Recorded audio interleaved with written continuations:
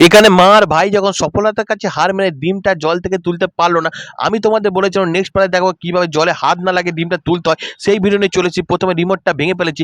রিমোটের ভেতরে যে রাবারের অংশটা ছিল সেটাকেই দরকার হবে, সেটাকে বার করে নিয়ে ভাঙা রিমোটটাকে ছুঁড়ে ফেলে যে পকার পার করে দিয়েছি। এরপরে চলো আসল কাজ, দেশলাইটাকেও নিয়ে নিয়েছি, দেশলাইটাও লাগবে। কাঠি বার করে দেশ থেকে কাঠিটা জ্বালিয়ে নিয়ে আর ভাঙা রিমোটের ভেতর যে রাবারটা বার করে সেটাকে ভালো করে জ্বালিয়ে নিতে হবে।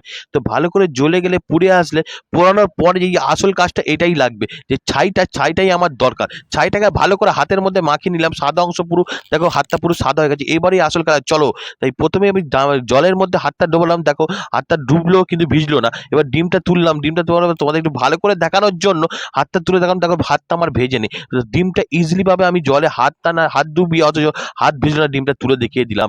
এবার আমার সমস্যায় পড়ে গেলাম, হাতে তো জল দিচ্ছি, জলটা ধুচ্ছে না, বাট আমি কি করে এখন হাতটা পরিষ্কার করব?